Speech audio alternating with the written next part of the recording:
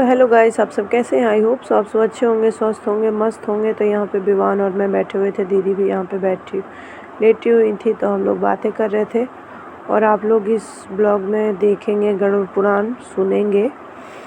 तो जो भी हुआ था वहाँ पे एक दिन का ये पूरा अध्याय आप लोग सुनिए रियल वॉइस में। उस लूक में प्रलय काल के समान जो है ये दबते रहते हैं। वहाँ जीव हवा और ठंडक से अत्यंत पीड़ित होता है। कहीं बड़ी बड़ी भयानक और विषैले सांपों से कटाया जाता, तो कहीं कांटों से बिछाया जाता। ऐसे कहीं जहरीले बिच्छू अनेक प्रकार से ताड़ना करके इसके बाद उस जीव को एक 80 पत्र वन में, जो प्रमाण ऐसा बताया गया कि 2000 योजन विस्तार का वह 80 पत्र वन है। उस वन में कौवा, गिद्ध, उल्लूक और भयानक मक्खियां, जिससे चारों ओर प्रचंड दवाग्नि लगी रहती है। बताया गया कि दंतयुक्त ये काटने से जितना विष पैदा होता है वैसे ही वहाँ कराया जाता है। जो जैसा कर्म करके जाता है वैसा ही फल को भोगना पड़ता है। इसमें कहीं दो राय नहीं है। बताया गया कहीं तो विष्ठा से, कहीं रक्त से, कहीं पीप से भरे हुए कुंड में जीना पड़ता है। उसी में बताया गया है कि एक बैतरणी नदी भी है। बैतरणी नाम की जो नदी है ये घोर मध्य मार्ग में है, जो देखने मात्र से मनुष्य को भयभीत होता है, जिसकी बातें सुनने मात्र से हो जाता है। इसका 100 योजन वह नदी जिसका किनारा हड्डियों से बना है और जिसमें पीप रक्त भरा हुआ, जिससे सिवाय घास आदि केस के समान जो बड़े बड़े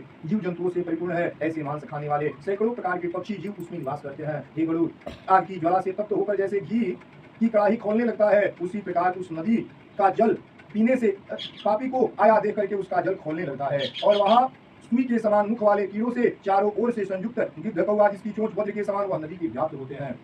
बताया गया कि मछली, जो कछुआ आदि ये सब के सब उसी में निवास करते हैं। उसी नदी के अत्यंत रोता हुआ जीव अपने कर्मों को याद करता है। अपने कर्म को याद करता हुआ अपने भाई, पुत्र, माता पिता सबके सुख का अनुभव करता हुआ वह बारंबार याद करता है। वही जीव जब भूख प्यास से पीड़ित होता है तब खाने और पीने के लिए रुधिर और मांस दिया जाता है। वही रक्त और खेल से युक्त नदी है। भयदायक घनघोर गर्जन करती हुई उस नदी को वह जीव मनुष्य देखने मात्र से मूर्छित हो जाता है। इसमें अनेक प्रकार के जीव जंतु, उसमें गिरे हुए जीव की रक्षा करने वाला वहाँ कोई नहीं होता है। नदी के सैकड़ों हजारों भौरों से पकड़ करके वह जीव पताल में जाता है और क्षण भर में है फिर जीव ऊपर आता है।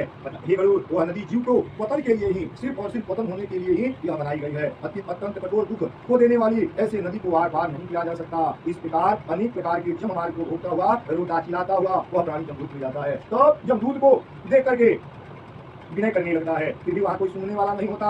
और जमदूत बांध करके किसी को शस्त्र से भेद करके, किसी को अंकुश से खींच करके पापियों को यमलोक में ले जाते हैं। वे जमदूत पापियों को किसी न कोई कारणवश बांध करके ले ही जाना है।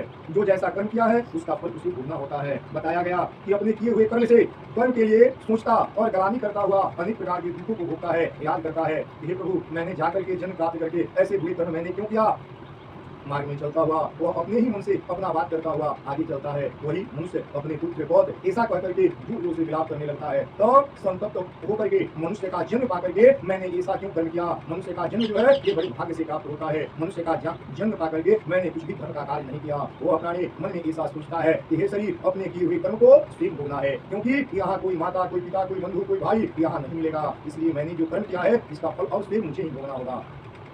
वहाँ दूत लोग भी समझाते हैं कि मनुष्य मूर्ख, तुमने न तो कभी हवन किया, न ही कुछ दान किया, न तपस्या की, न देवताओं को भी माना। तूने अपने स्वार्थ के लिए भगवान को भी पूजा, न ही किसी समिधि से तीर्थ की सेवा की, ब्राह्मणों का पूजन भी तूने नहीं किया, ब्राह्मणों से तू काम करके बात किया, न ही तूने कभी गंगा स्नान किया, तुमने कभी साधु संतों की सेवा भी नहीं की और न ही परोपकार ही किया। इसलिए जीव को तूने बांध करके रखा। इसलिए ये देहीन, हे मनुष्य, आपने बड़ी सुंदर कर करके यहाँ आए हो, इसलिए अब तुम्हें यहाँ फल अवश्य भोगना होगा। मनुष्य, पशु पक्षियों के पीने के लिए न ही तो तूने जलाशय बनवाया और न ही ब्राह्मण गौ की जीविका के लिए कुछ साधन नहीं किया। इसलिए ये मनुष्य, हे देहीन, तूने जो कर्म किया है उसका फल अब तुम्हें भोगना होगा। कभी जीवों को बांध करके तो कभी पक्षियों को बांध करके तूने रखा, और तूने जो किया है अब इसी तरह तुम भी बन जाओ। यही कहते हुए, संबोधन करते हुए आगे ले चलते हैं। बताते हैं कि कभी पर्याप्त मात्रा में अन्नदान एक गौ को भी तृण भी नहीं दिया, ना ही तूने कभी वेद शास्त्र के अर्थ को माना, न श्रद्धा से कभी कोई पुराण को सुना और ना ही कथावाचक का सम्मान किया। इससे हे देहीन, बुरे कर्म आपने किया है, आप ही को भोगना होगा। अपने स्वामी की आज्ञा का कभी पालन तूने नहीं किया और ना ही कभी बड़ों की सेवा की एवं आदर सत्कार भी नहीं किया। इसलिए ये शरीर अपने किए हुए कर्म को तुम स्वयं भोगो। स्त्रियों के लिए भी बताया गया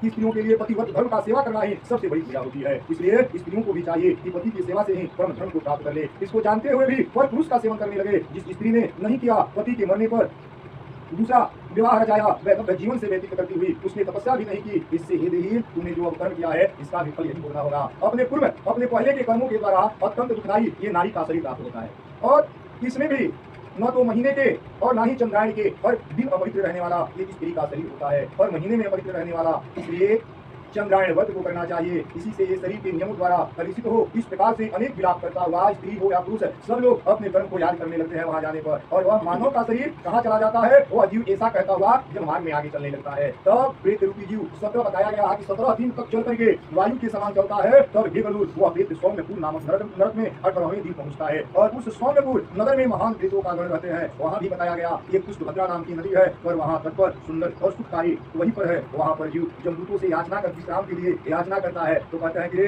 तूने तो कभी ऐसा कार्य नहीं किया, फिर तुम ऐसा याचना क्यों करते हो, और तुम्हें आगे चलना होगा। ना तो तुम्हारी स्त्री, तुम्हारे पुत्र, ये सब वहाँ तुमने सुख किया, भगवान को भी तुमने नहीं भजा, ना ही तुमने किसी को देखा, और यहाँ उसके सुख का स्मरण करने से क्या फायदा है। इसलिए अभी से सचेत हो जाओ, अभी से भी अपने कर्म को करो।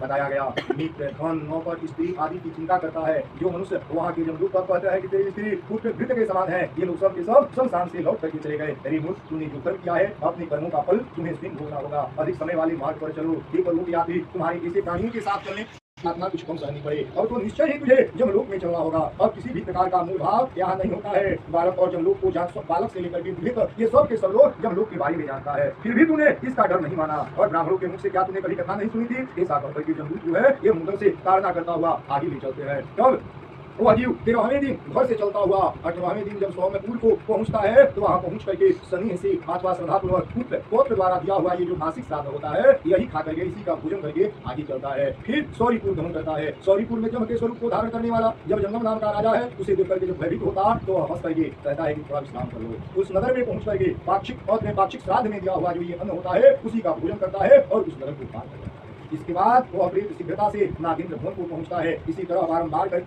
आगे चलता हुआ गंधर्व पर्वत पहुंच करके आधा मुहूर्त ठहर करके वहां से भी चल करके विचित्र नामक जमराज के भाई के यहाँ पहुंचता है। वहाँ बड़ी चित्र वाले शरीर को देख करके जब भागना चाहता है तो अब जम पकड़ करके पास ले जाते हैं। उस पेट के आगे जब वैतरणी खेने वाले ये जो मलाह है आकर के कहते हैं कि चलो भाई वैतरणी नदी तुम्हें हम पार करा दे, पर एक बात है, ये बताओ तुम्हारे पास ऐसा कोई गुण है जिससे ये नौका तुम्हारे पास आएगी, अन्यथा ये तुम्हें मिलने वाली नहीं है।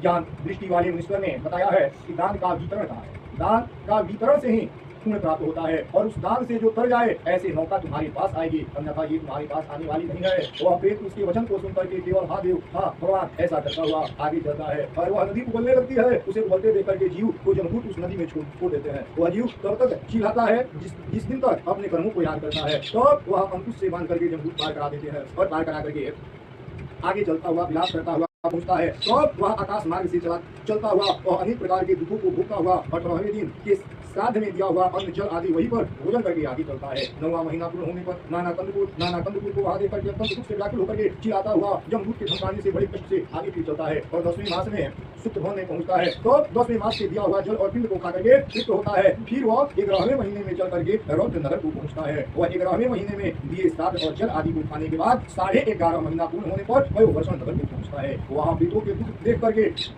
निम्न मास के दिए हुए श्राद्ध के अंश से वह तृप्त होता है, और वह आगे चलता है। तब वह जीव और पंच से जब 10 दिशाओं में देखता है तो वहाँ कोई बंधु नहीं होता, और इस प्रकार के दुख को कोई मिटाने वाला नहीं होता है। जमदूत जीव जब से कहते हैं ऐसा तेरा पूर्ण कहाँ है जिस पूर्ण के बल से तुम इस दुख से छुटकारा पा सके। वह प्रीत जीव जमदूत के ऐसे वचन को सुन करके वार्षिक श्राद्ध के दिया हुआ पिंड को खा करके फल को धारण करता है। तो यमलोक के समीप वह भीतिपुर में पहुंच करके पहले मिला हुआ इस शरीर जाता है। तो बताते हैं कि हे विनीता पुत्र गरुड़, और दैहिक क्रिया करने से अवश्य मुक्ति प्रदान होती है। इसलिए मनुष्य के जीवन में अपने कर्म के अनुसार अपने कर्म के बल से धर्म का संचय तो धर्म का संचय नहीं हो सकता है। इसलिए जीवन काल में ही धर्म का संचय करना चाहिए। ना तो यहाँ के बंधु है, न बांधव, माता पिता भाई ये सब जितने हैं कर्म के साथी होते हैं। कर्म बीत जाए तो ये लोग साथ देने वाले नहीं होते हैं। अंत समय में शमशान तक लोग ही जाकर के छोड़ करके लोग आकर के अपने कर्मों में लग जाते हैं। इसलिए मनुष्य को ये सब जान करके अपने कर्मों को जानना चाहिए और कर्म के जान करके आगे का कार्य करना चाहिए। इसमें भी बताया गया कि हे मनुष्य, धर्मराज नगर के 4 दरवाजे होते हैं। उसमें से दक्षिण का जो मार्ग है, दक्षिण का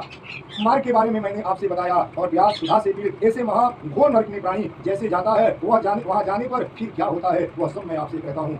अवश्य आपको सुनाता हूँ, सुनो।